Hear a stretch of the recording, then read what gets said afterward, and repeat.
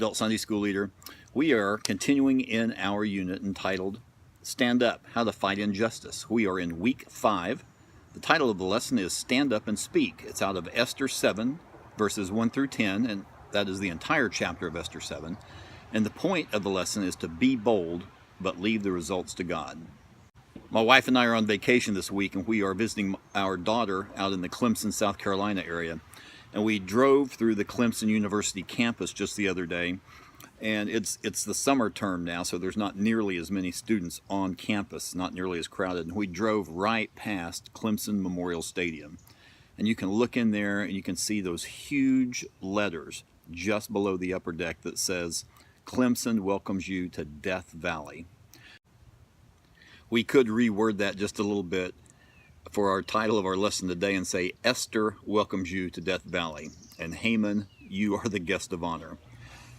Last week we were in chapter 5, this week we're in chapter 7, and there's some important stuff that takes place in chapter 6 if you want to briefly tell about that in your class.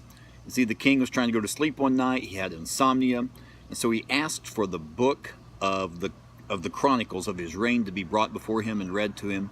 And it was read that Mordecai had uncovered that assassination plot. Remember, we talked about that several weeks ago. And the king asked, well, what's been done to honor this man? And the response was, well, nothing really.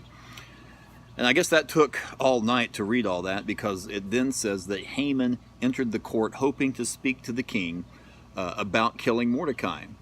Of course, the king didn't know anything about this. So the king summons Haman and asks Haman the question, what should I do for someone in whom I delight?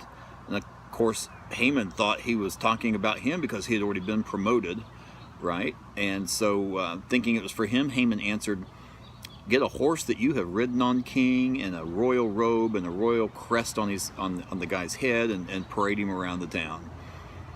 And so the king looks at Haman and says, do it for Mordecai. So Haman did this, and so he went around the town proclaiming, this is what is done for the man whom the king delights to honor. You know, this has got to have been devastating to him. So after he did this, Haman returns back to his home, to his friends. Now remember, his wife and friends are the ones that encouraged him earlier to kill Mordecai. Now they're saying, hey, you don't stand a chance against this guy. And it was during this time, during this conversation, that the king's eunuchs came to get him. And they came and got him for the banquet. Remember, we're in the banquet number 2, the second banquet that Esther was throwing for the king and for Haman. So now we get to this week's lesson. They're at the banquet, and the king again asks, because he asked at banquet number 1, what's your request? And she says, spare my life and the lives of my people. We've been sold to destruction. We've been sold to death. And if we had just been sold as slaves, that would have been one thing, and I wouldn't have bothered you. And so the king says, well, who would devise such a plot? And she says, the enemy is Haman. So the infuriated king, he storms out of the banquet, and he goes into the royal garden. And at this point, Haman realizes he's done for. So he's going to beg for the queen to help him out. Now, at banquets during this time, you know, they would often feast on those very, very low couches to the ground. You know, it's not like a divan that we have in the house now. It's a couch that's on the ground. And so Haman's either on his knees begging Esther to help him, or he's on that couch with her begging. And either way, the king comes back in and sees this situation. And he says, is Haman even so bold that he's going to molest my queen even while I'm still in the house?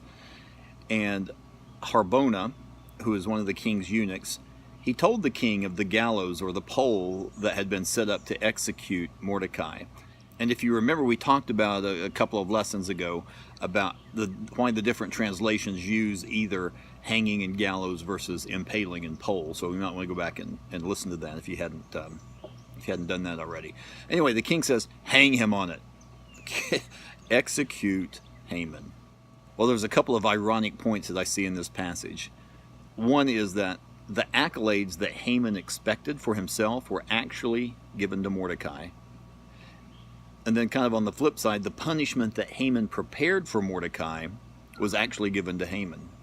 It's kind of neat and weird, and like I said last time, it reads like a soap opera. Here are some takeaways from this week's lesson, some things to think about. You know, one of Haman's biggest areas, one of his biggest problems was his pride. And the question to ask yourself as the leader, and also maybe ask the class rhetorically, is what causes pride in your life? Okay, those are some areas that we need to address and pray about and turn over to the Lord. Now here's a point.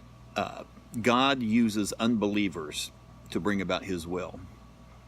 We see the king, there's no indication that he's a God-fearing king. God used his insomnia to bring about the reading of the book, which he remembered Mordecai, and it kind of started this whole process here.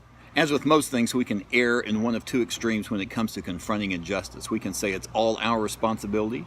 We can be too bold. We can be in the face of the person that we're against, and we can demand change.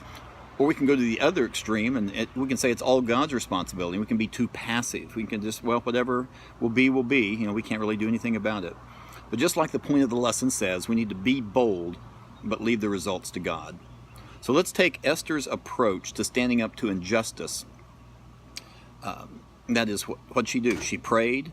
She worked within social protocol. She said things like, if it pleases the king. She knew what to say and when to say it.